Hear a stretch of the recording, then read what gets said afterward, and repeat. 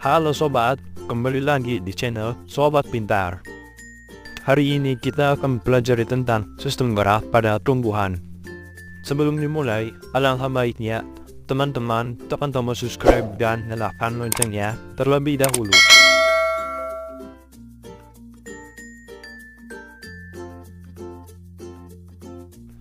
Sistem gerak pada tumbuhan dibagi menjadi tiga, yaitu gerak endonom, gerak higroskopis, dan gerak esionom. Gerak endonom adalah gerak yang dipengaruhi oleh faktor rangsang dari dalam sel tumbuhan itu sendiri. Contoh gerak endonom adalah gerak sitoplasma pada sel tumbuhan Hydrilla verticillata. Gerak higroskopis adalah gerak pada tumbuhan yang disebabkan adanya perubahan kadar air dalam sel tumbuhan, sehingga menyebabkan penyusutan pada tumbuhan yang tidak merata. Contoh gerak higroskopis adalah pecahnya buah polong-polong yang kering. Gerak esionom adalah gerak tumbuhan yang disebabkan oleh adanya rangsang dari lingkungan luar. Berdasarkan jenis rangsangnya, gerak esionom dibedakan menjadi tiga, yakni gerak tropisme, gerak nasti, dan gerak taksis. Gerak tropisme adalah gerak tumbuhan yang arah geraknya dipengaruhi oleh arah datangnya rangsang. Gerak tropisme dibagi menjadi dua, yaitu tropisme positif, gerak tumbuhan mendekati arah datangnya rangsang. Tropisme negatif, gerak tumbuhan menjauhi arah datangnya rangsang. Gerak tropisme juga dibedakan menjadi lima, yaitu biotropisme, hidrotropisme, tigmotropisme, kemotropisme, dan fototropisme. Geotropisme adalah gerak bagian tumbuhan karena pengaruh gravitasi bumi. Geotropisme dibedakan menjadi dua, yaitu geotropisme positif dan geotropisme negatif.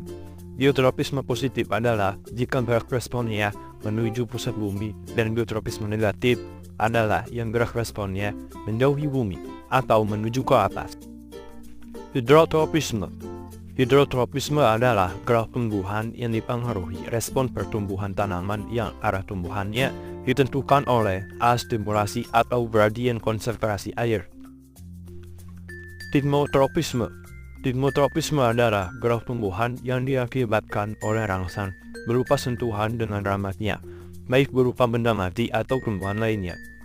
Contohnya adalah tanaman lancang panjang yang merambat pada kayu yang berada di dekat.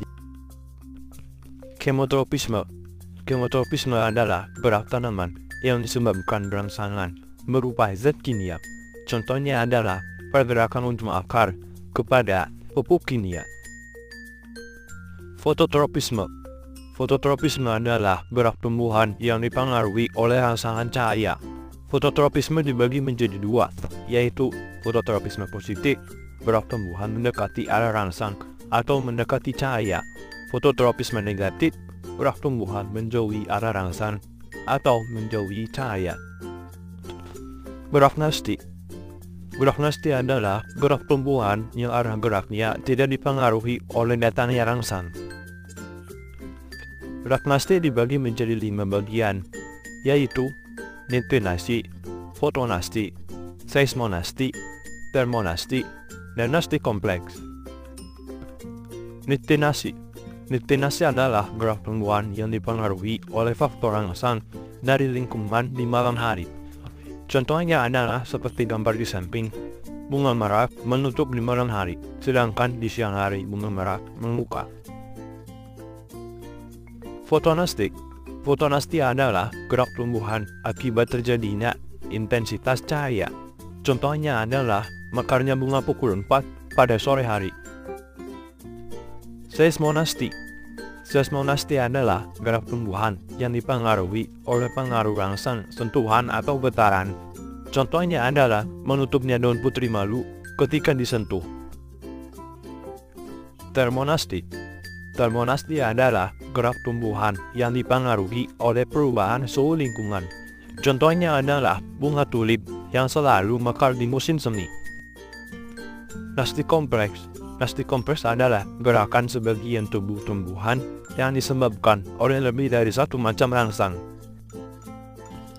Gerak taksis Gerak taksis adalah gerak pindah tempat yang dilakukan oleh organisme bersel satu atau bagian dari tumbuhan. Kemotaksis. Kemotaksis adalah gerak taksis yang dipengaruhi oleh rangsang berupa zat kimia. Contohnya adalah gerak spermatozoid menuju sel telur pada Arsegonium, tumbuhan lumut dan paku. Fototaksis. Fototaksis adalah gerak taksis yang dipengaruhi oleh cahaya. Contohnya adalah gerak kloroplas ke arah dinding sel daun yang paling banyak terkena cahaya matahari. Terima kasih sobat telah menonton.